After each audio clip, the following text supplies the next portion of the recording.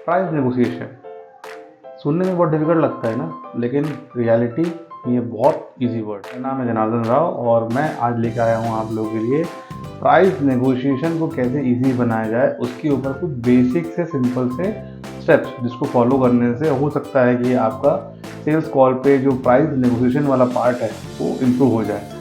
बहुत बार ऐसा देखा गया है कि एक नॉर्मल सेल्समैन पूरे सेल्स डील पे पूरे सेल्स डील पे कस्टमर को सब चीज़ अच्छे से एक्सप्लेन करता है, लेकिन जब नेगोशिएशन की बात आती है, जब मोल भाव के, जब हम अगर देसी लैंग्वेज यूज़ करते हैं, अगर मोल भाव की बात आती है तो उस समय सेल्समैन जो है वो घबरा जाता है या फिर उस सेल्स को अच्छे से क्लोज नहीं कर पाता है।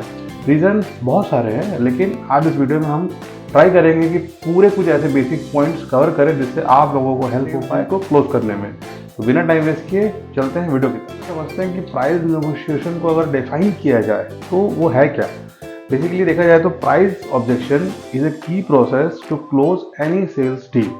अगर हम लेमन टर्म्स में बात करें तो कुछ बेसिक स्टेप ऐसे होते हैं जो जनरली नॉर्मल सेल्समैन या बड़े से बड़े एक्सपीरियंस वाले सेल्समैन भी अपने सेल्स कॉल में मिस करते हैं। तो उन्हीं बेसिक स्टेप्स को आज मैं आप लोगों को गाइड करूंगा अपने पूरे एक्सपीरियंस के साथ में, कि अगर आप उनको अपने सेल्स डील के अंदर में इंक्लूड करते हो तो आपको सेल्स क्लोज करने में डेफिनेटली उसकी हेल्प। आज का हमारा जो पहला स्टेप है वो एक बहुत बेसिक चीज़ है जो बहुत सारे लोग कैरी करना भूल जाते हैं, और वो है चेहरे पे स्माइल। बिल्कुल सही सुना आप लोगों ने। कई सारे शोरूम से ये देखा जाता है कि सेल्स टीम के आधे मैन पावर, जो आधे जो टीम है, वो अपने चेहरे पे स्माइल रखते ही नहीं, जैसे पता नहीं कौन सा बड़ा पहाड़ उन सर पे आके गिर जाता है। मानता हूँ कि सेल्स वाले पे प्रेशर रहता है, लेकिन अगर आप प्रेशर को देखोगे तो आपके चेहरे पे स्माइल कभी नहीं आएगी, और उतरा हुआ चेहरा देख के कोई कस्टमर आपसे कैसे कोई सामान खरीद सकता है।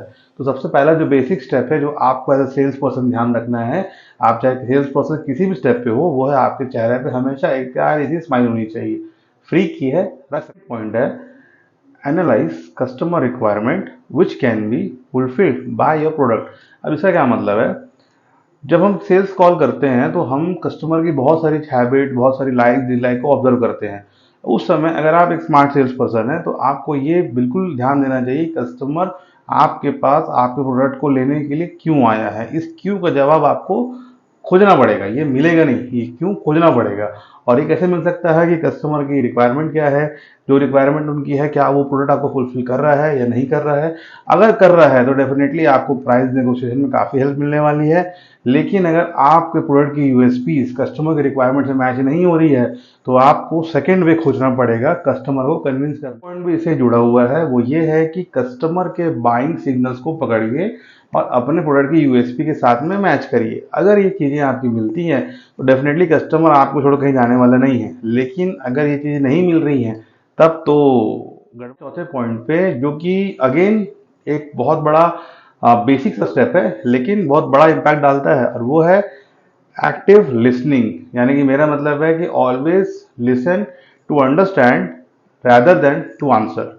सिंपल सा समझाऊं अगर, तो कई बार लोग सेल्स कॉल में हो या पर्सनल लाइफ में हो, लोगों की बात सुन करके तुरंत रिएक्ट करते हैं बिना सोचे बिना समझे। अगर ये चीज़ आपकी पर्सनल लाइफ पे है तो इफेक्ट आपको पता ही है, लेकिन अगर आप सेल्स में भी अपने प्रोफेशनल लाइफ में भी इसको यूज़ करते हैं तो डेफिनेटली इसका इम्पैक्ट कोई पॉजिटिव तो नहीं आता होगा अगर आप बिना सोचे समझे किसी भी बात पे रिएक्ट कर देते हैं। तो प्राइस नेगोशिएशन में एक जो सबसे इंपॉर्टेंट चीज़ है ध्यान देने वाली, वो ये है कि आपका जो कस्टमर बोल रहा है आप पहले उसको सुनिए, समझिए, अंडरस्टैंड करिए, उसके बाद कुछ भी आप फीडबैक दीजिए, जिससे आपकी बात का वेटेज भी आएगा और कस्टमर आपकी बात को इम्पोर्टेंस। अगला पॉइंट एटीट्यूड के ऊपर में है, और वो ये कहता है कि always speak your point softly and clearly. अगर आप कस्टमर की किसी बात से नाराज हो सकते हैं तो प्लीज़ अपना गुस्सा मत दिखाइए या अपनी आवाज़ ऊंची ना करें। ये दोनों चीज़ें आपके सेल्स कॉल को बिगाड़ सकती हैं, और ऐसा करने से आपका इंप्रेशन जो है कस्टमर के सामने खराब हो सकता है। तो बिल्कुल अगर आप किसी बात से नाराज हैं तो एक अच्छी सी स्माइल दीजिए और कस्टमर को सॉफ्टली अपने उस पॉइंट को बताइए, कन्वे करिए, जिससे वो भी अंडरस्टैंड करे आपकी सिचुएशन को। कई बार केस में ऐसा होता है customer extra discount, excessive discount मांग लेता है और सेल्समैन नाराज हो जाता है, तो वो बिहेवियर वहाँ पे एक नेगेटिव इंप्रेशन क्रिएट करता है आपका, जिससे आपकी इमेज भी खराब हो सकती है और आप जिस भी ब्रांड को रिप्रेजेंट कर रहे हैं उसकी भी इमेज पे बात आ सकती है। तो प्लीज़ इस पॉइंट को बिल्कुल ध्यान रखिएगा कि अपनी चीज़ों को सॉफ्टली कन्वे करें। ये आपको प्रोफेशनली भी हेल्प करेगा एंड पर्सनली तो बहुत करेगा ही करेगा। दूसरा पॉइंट है कि अपना कोई भी ऑफर देने से पहले before giving an offer please try to understand the paying capacity of the customer.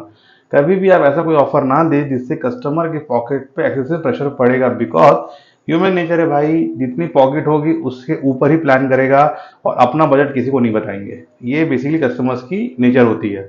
तो आप being a salesman, smart salesman, आपको ये काम बनता है कि कस्टमर के पॉकेट पे क्या कैपेसिटी है उसको एनालाइज करना और हमेशा ट्राई करना कि कस्टमर की जो पेइंग कैपेसिटी होगी उससे आपको कम ही कोट करना है।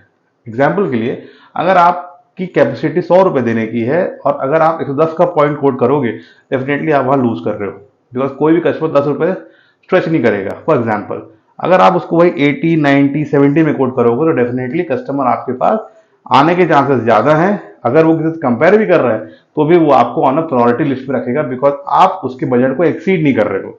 तो this is the one point जो मेजरली लोग मिस करते हैं अपने sales. With this we are coming to our last point and that is always sell benefit and advantage, not offer and discount.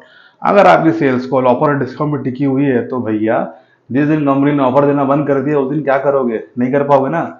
इसीलिए अपने प्रोडक्ट की बेनिफिट, अपने product के एडवांटेज को सेल करिए, जिससे आपके सेल्स हमेशा रिकरिंग रहेंगे और कस्टमर आपके पास रिपीट आएंगे।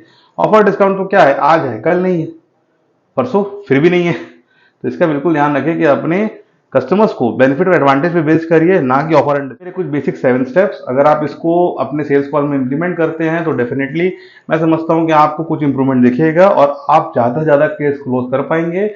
जो भी इस वीडियो को देख रहे हैं, इस वीडियो को मैक्सिमम तक रीच पहुंचाइए ताकि लोगों तक पहुंचे जो सेल्स की जॉब कर रहे हैं पर कहीं ना कहीं सेल्स क्लोजर या फिर प्राइस नेगोशिएशन में घबरा जाते हैं या उनको किसी सीनियर की हेल्प लगती है। इसको अगर इंप्लीमेंट करते हैं तो डेफिनेटली आपको किसी की हेल्प की जरूरत तो नहीं पड़ेगी, ये मैं गारंटी दे सकता हूं। और अगर आपको इसमें चेंजेस मिलते हैं तो प्लीज मुझे डायरेक्ट मैसेज करके इसके बारे में इंफॉर्मेशन आप दे सकते हैं।